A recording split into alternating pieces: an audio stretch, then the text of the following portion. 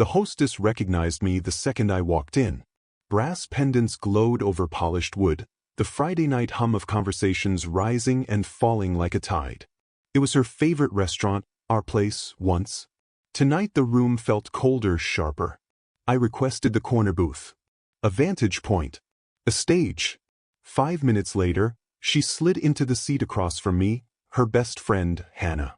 Straight black dress, hair tucked behind one ear, hands shaking until I said, "Thanks for coming." Her eyes softened. She'd said yes too quickly when I called, the words catching in her throat like she'd been holding them for years. I ordered sparkling water. Hannah ordered the same. We didn't touch the menus. Not flirting, not faking, two people sharing the truth in plain sight. Laughter came easy. Too easy. Then the door opened and my girlfriend Eva stepped inside. Her smile died mid-breath. She took one step, then another, the color draining from her face as she saw us in that corner booth. People glanced up, then looked away, sensing the storm brewing. The hostess said something to her. Eva didn't answer. She just stared at me, at Hannah, at the space where her certainty used to live. I didn't wave. I didn't stand. I let the moment speak for me. Because 48 hours earlier, Eva had sat on my couch, thumbs twirling her phone, and said, almost cheerfully, "My ex texted. I might give him another chance. Maybe I owe it to myself to see." Silence had filled our living room, heavy as smoke. I took a slow breath and nodded. "Follow your heart," I said. She smiled at that. She thought it meant permission. Freedom. She forgot it also meant consequences.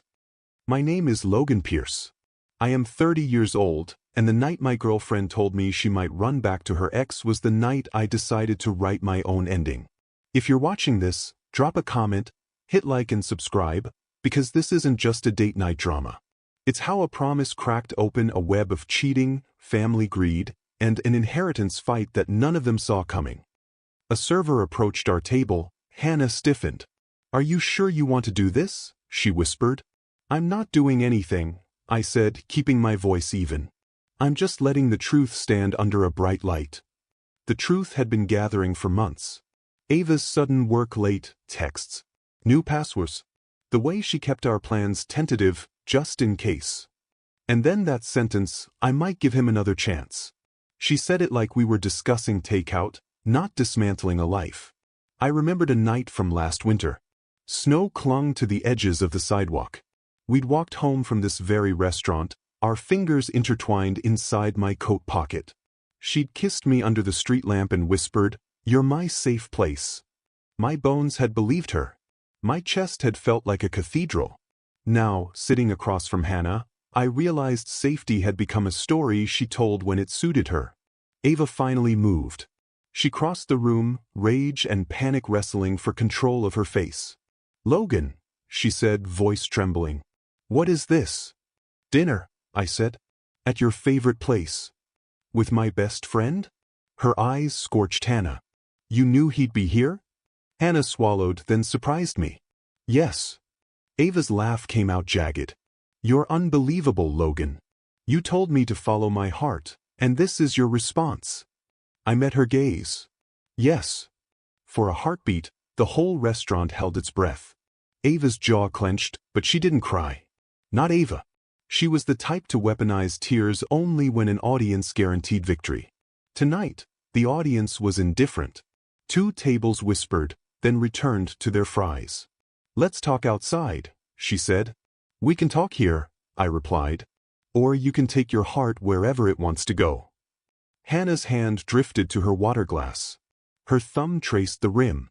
I knew she'd had a crush on me for years. She'd once told me in a voice thread she never sent, the kind that accidentally lands in your drafts. I'd heard it 3 months ago when she left her phone at our place. She thought I never knew. I did. I ignored it, until now. This wasn't about making Hannah my trophy. It was about removing Ava's illusion of control. Ava leaned in. The citrus scent of her perfume hit like an old song. "So what? You're going to date Hannah now? Is that the revenge? Am I supposed to beg?" "Not interested in begging," I said. "I'm interested in honesty." Her eyes flashed. "You want honesty?" Fine. My ex texted because you're safe, Logan. You're boring. He's electric. I wanted to see if something was still there. There was. A knife dressed as a compliment. People think betrayal is always a kiss in the dark. Sometimes it's a sentence uttered with a shrug. Sometimes it's a woman telling you you're a place to rest, not a person to love. I breathed once. Twice. Thank you, I said. That's all I needed to hear. The server returned. Ava stepped aside, humiliated but unwilling to surrender ground. She turned to Hannah. Outside. Now. Hannah didn't move. No. Something cracked. Ava looked lost for a flicker. Then she composed herself, Ava always composed herself, and walked away, pretending she just remembered another reservation. The room exhaled. Are you okay? Hannah asked. I nodded, though my ribcage felt like broken glass. I paid the bill. We left together, not touching, not speaking, the night air crisp enough to sting. Back at my apartment, I stared at the framed photo on the entry table, me, Ava, my little sister Maya, and my mom Renee on the pier last summer. Mom's a night shift nurse with hands that heal and a spine forged out of duty. Maya's in grad school for public policy, fierce and allergic to liars. They'd both welcomed Ava like family. I picked up the frame, then put it down. I heard Mom's voice from a different night, her brow knit as she folded laundry at our kitchen island. Watch how people treat your future, Logan. If they gamble with it, they'll gamble with you. She'd said that after a family dinner went sideways, Ava encouraging my older cousin Trent to help with my grandmother's house sale. Trent's a realtor who drinks his own sales pitch and counts other people's money. He'd floated the idea of listing the property under his LLC to simplify closing, promising we'd all win. Ava pressed me later to sign a power of attorney just to make it easy. A cold draft blooms in my chest remembering it. I'd said no. She'd slept cold that night. Now the dots connected, the ex texting, the pressure to reroute family assets, Trent sniffing around like a fox near a henhouse. It wasn't just romance. It was leverage. If I became background noise, my inheritance and my grandmother's home might become their foreground. I called Maya. She answered on the second ring. What happened? She told me her ex texted, I said. Said she might try again. The beat. Then, you okay? Making choices, I said. I told her about dinner, about the table, about the way Ava's certainty melted under light. Maya didn't cheer. She didn't scold. She just said, good. Now protect Grandma's house. Trent's been demanding me about timelines. He smells blood. I'll call the lawyer in the morning. You want me there? Yeah, I said. I do. Hannah texted a minute later. I'm home. For what it's worth, I'm sorry. I should have told you about my feelings months ago. I won't be used against you. Not by her. Thank you, I wrote back. Tonight wasn't about us. It was about ending a lie. Out the window, the city blinked as if nothing shifted. But it had. Something in me had stepped through a doorway and closed it, gentle and firm. The apartment felt different, emptier, but not in a way that begged to be filled. Ready. My phone buzzed again. Ava. We're not done. Call me. I set the phone face down. Because I knew the next act wouldn't be about a restaurant. It would be about a deed. About my grandmother's porch swing, about signatures and witnesses and the quiet kind of theft that ruins families while everyone smiles for group photos. And I wasn't going to let that happen. Not to me. Not to Mom. Not to Maya. Not to Grandma. The morning after that dinner, I woke before dawn. The city outside was still asleep, streetlights flickering against a gray sky. My laptop sat open on the kitchen table, last night's email to the attorney glowing on the screen. My chest felt heavy, but not with regret, more like anticipation. At 7 sharp, my phone buzzed. It was Maya. You up? She asked. Yeah. Good. Because Trent just called me. He asked if you'd finally come to your senses and sign over Grandma's house. He sounded smug. I tightened my grip on the phone. Then we move now. By 9, we were at the law office. Mr. Barnes, our family attorney for 2 decades, adjusted his glasses as he scanned the documents I'd brought. His office smelled of leather and old books, like stability itself. "Smart move contacting me," he said. "If you'd signed anything under pressure, it could have been irreversible. We'll lock this up airtight." Maya leaned forward. "Trent's circling like a vulture. And Ava, she's feeding him." Barnes nodded slowly. "I've seen it before. Relationships mixed with property disputes.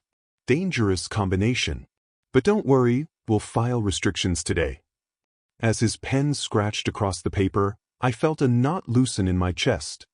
That evening Mom called. Her voice was tired but firm. "Logan, honey," Ava stopped by. She tried to talk to me about selling the house. Said it would help the family. My blood ran cold. "She what?" "She was polite, of course," Mom continued. "But I told her straight, this isn't her family. She doesn't get to decide what happens to your grandmother's legacy." For the first time in weeks, I laughed. A short, sharp laugh that surprised me. But that's exactly what she needed to hear. But Ava wasn't backing down. 2 nights later, she showed up outside my apartment. The knock was soft at first, then sharper. When I opened the door, she stood there with her coat clutched around her, mascara smudged like she hadn't slept. "Logan, please. We need to talk." I didn't move aside. "Talk then." Her eyes darted around, searching for a crack in my armor. "I messed up, okay? But we can fix this. You and me. Forget what I said about my ex, forget the restaurant. We can start over." I stared at her, silent. She stepped closer. "You don't want to throw away everything we had." And then, almost like she couldn't help herself, she added, "Besides, don't you think it makes sense to let Trent handle the house? He has experience. He said he could double its value dash." I slammed the door before she finished. The echo rattled through my chest, final and hard. That night, sleep came in fragments. Every time I closed my eyes, I saw her face, the false tears, the calculated plea, the hunger for something that wasn't hers. And beneath that, Derek's smirk at Thanksgiving. His words, "We'll all win." They'd planned to win. By hollowing me out, by using my heart as the distraction while they stole my bloodline. The fury settled deep in my bones. The next weekend, the family gathered at Grandma's house for her 80th birthday. The blue shutters were freshly painted, the peonies in bloom along the walkway. Maya and I arrived early to set up chairs. Mom worked in the kitchen, her laugh soft as she stirred frosting for the cake. And then they arrived. Trent, slick suit as always, smile wide enough to hide the rot underneath. And Ava, clinging to his arm. The room went silent. Even Grandma, frail but sharp-eyed, paused as she cut the ribbon on her gift. "Logan," Trent said smoothly, "we should really talk about Dash." "Not today," I cut him off. My voice carried more weight than I expected. "This day's about Grandma. Not deals. Not papers." Ava's eyes burned into me, but I refused to look at her. Maya stood at my side, crossing her arms. "Don't even try it, Trent. We've already locked the title. You have nothing." The color drained from his face for just a second before the smirk snapped back. "We'll see." Dinner passed in tense silence. Ava whispered in Trent's ear. He kept glancing at me like a poker player waiting for a tell. I remembered another night in this house, me and Ava sitting on the porch swing, her head on my shoulder. She'd said, "This feels like home." I'd believed her. I'd pictured a future here, kids running across the yard. Now I looked at her and saw nothing but a trespasser. When the cake was cut and presents opened, I pulled Grandma aside. She squeezed my hand, her skin papery but strong. "You did the right thing," she whispered. "I know what Trent and that girl are trying. But this house, it's yours and Maya's to protect. Don't ever let them trick you." Tears stung my eyes. "I won't, Grandma. I promise." Later that night, as I loaded chairs into the trunk, Ava cornered me by the driveway. Her voice dropped to a hiss. "You think you've won? You think parading Hannah around humiliated me? You have no idea what I can do."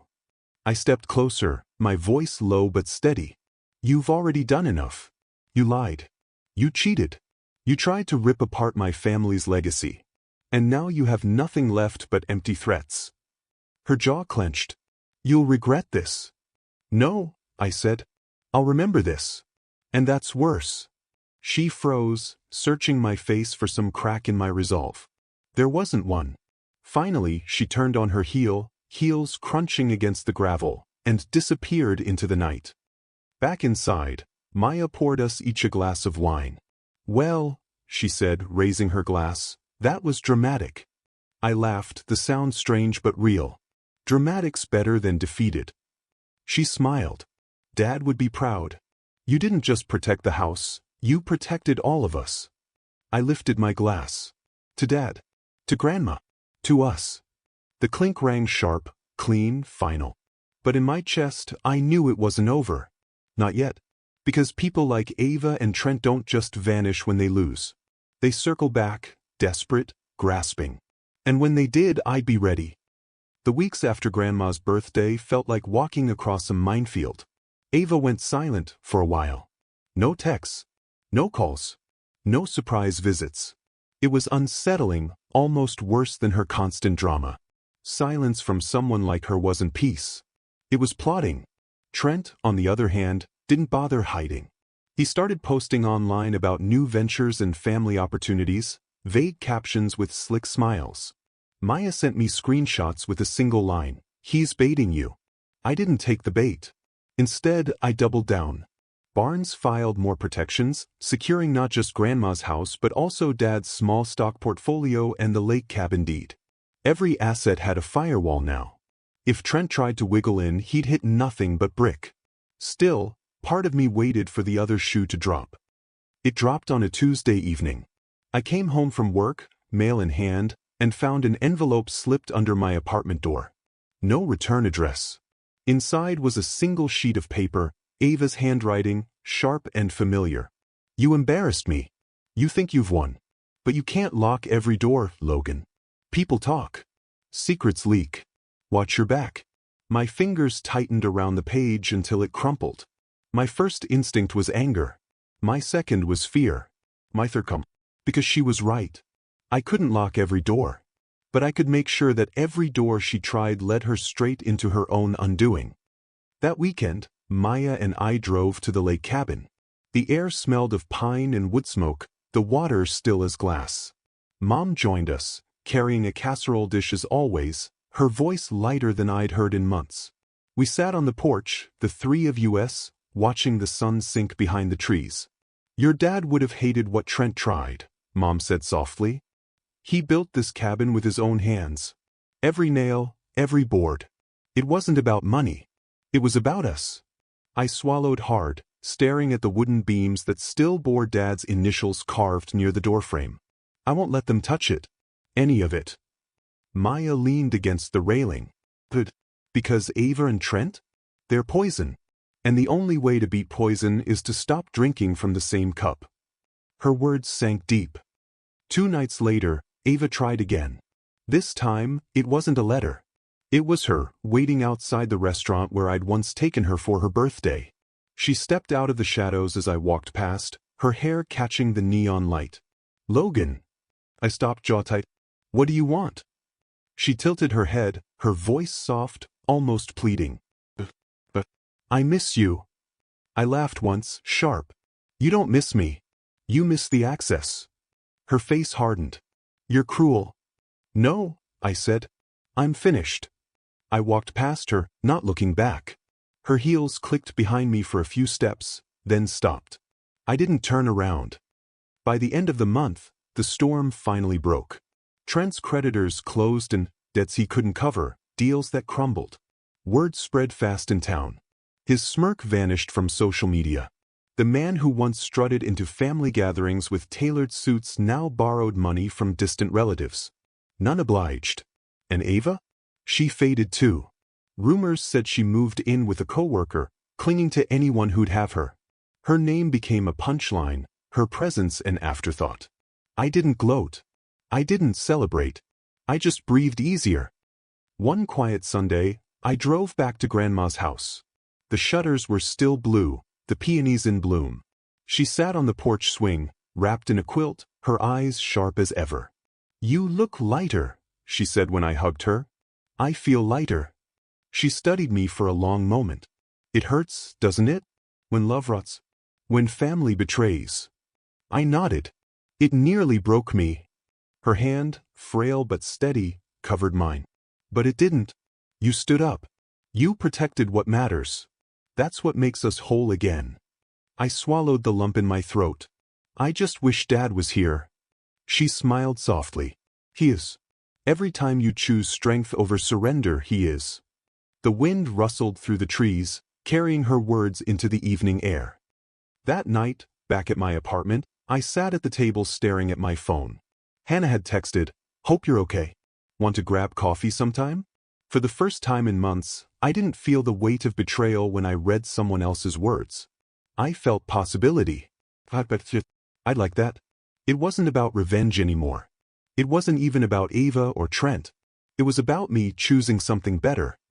If you've listened this far, remember this. Betrayal may burn everything you thought you knew. But it also clears the ground.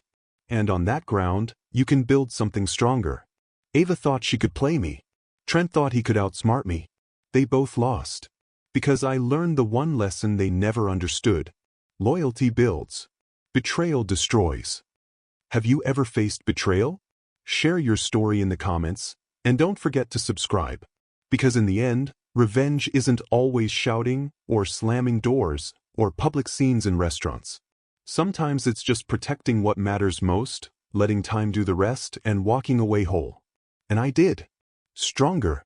Sharper. Free forever.